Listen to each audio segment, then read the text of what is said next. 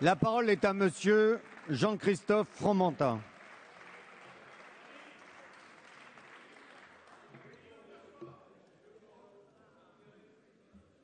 Bonjour, Monsieur le Président.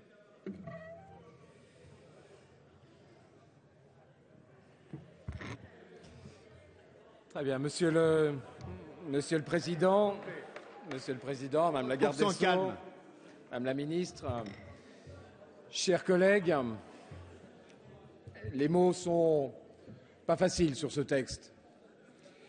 Les mots sont pas faciles et on voit au travers de nos débats depuis cet après-midi combien on est, pour beaucoup d'entre nous, dans ce souci d'exprimer quelque chose de vrai, quelque chose de sincère, quelque chose de bonne foi, conscient que beaucoup attendent de ce texte. Et pour ma part, et je le partage très largement avec mes collègues du groupe UDI, puisque beaucoup de débats ont eu lieu là-dessus, soucieux de ne blesser personne. Et c'est certainement un des enjeux de ce texte. L'enjeu est, de mon point de vue, autant dans la qualité du débat qu'on aura que dans ce que les uns et les autres considèrent comme les conséquences ou l'impact que pourra avoir ce texte dans les mois ou dans les années à venir. Alors permettez-nous de l'exprimer et de respecter la sincérité qu'on peut faire valoir dans un texte et dans un projet comme celui-là. Pour ma part, et on est nombreux, là encore une fois, dans le groupe, à s'être dit, mais en fin de compte, quel est le cœur de ce texte, et à se dire finalement le bien commun, le cœur de ce texte, c'est l'enfant, et d'articuler le sens, d'articuler le droit, d'articuler le principe d'égalité autour de ce principe, autour de cette notion de bien commun que constitue un enfant et auquel, quels que soient les bancs, ici, on est tous extrêmement sensibles. Alors, par rapport à l'enfant, on s'est posé ces trois questions. On s'est posé cette question du sens, en disant, en fin de compte, quel est le sens du mariage? Quel est le sens initial du mariage?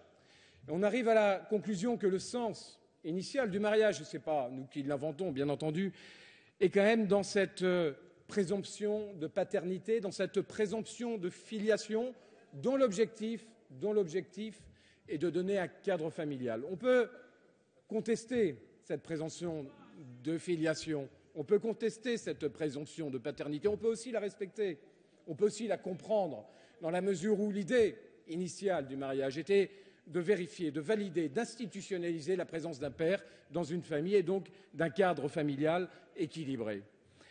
La deuxième question qu'on s'est posée est par rapport au droit, par rapport à l'interprétation du droit. Et en fin de compte, la question qu'on peut naturellement se poser, c'est quels sont les droits d'un couple hétérosexuel? Y a-t-il néanmoins un droit à l'enfant dans le couple hétérosexuel? Et en fin de compte, de mon point de vue, et encore là une fois, elle était partagée majoritairement dans notre groupe, non, il n'y a jamais eu de droit à l'enfant dans un couple hétérosexuel. Un couple hétérosexuel donne la vie et le droit est là pour faciliter, respecter, organiser cette vie. Y a-t-il un droit à l'adoption? Non. Chers collègues, il n'y a pas de droit à l'adoption. Il y a un droit à la famille pour des enfants qui n'ont pas de famille. Il n'y a pas un droit à l'adoption. Y a-t-il un droit à la PMA? Non, chers collègues, il n'y a pas de droit à la PMA. La PMA, je vous le rappelle, est un acte médical qui vient compenser un problème de stérilité dans des couples hétérosexuels. Donc il n'y a pas de droit à l'enfant, il n'y a pas de droit à la famille, il y a un droit à la famille, il n'y a pas de droit à la PMA. Et là, je crois qu'il y a une méprise de la notion de droit dans la manière dont on aborde ce texte. Et si on fait de ce texte l'objet de l'enfant, l'objet d'un droit, alors tout naturellement, et ce n'est pas critiquable, puisque l'objet d'un droit sera l'enfant, à ce moment-là, tout naturellement, au titre de ce droit, de ce nouveau droit qui va être créé par votre texte, à ce moment-là, la PMA, la GPA arriveront naturellement, au même titre que l'adoption arrive dans le texte. Donc, sur la notion du droit, nous sommes extrêmement critiques sur le texte, dans la mesure où on ouvre un droit à l'enfant, et ça, c'est incontestable dans le texte que vous nous proposez. Et puis enfin, on a raisonné, et je voudrais vous faire part de ce principe d'égalité auquel vous semblez tous attachés, et on est tous attachés au principe d'égalité. Mais en fin de compte, est-ce qu'on ne prend pas le problème du mauvais côté?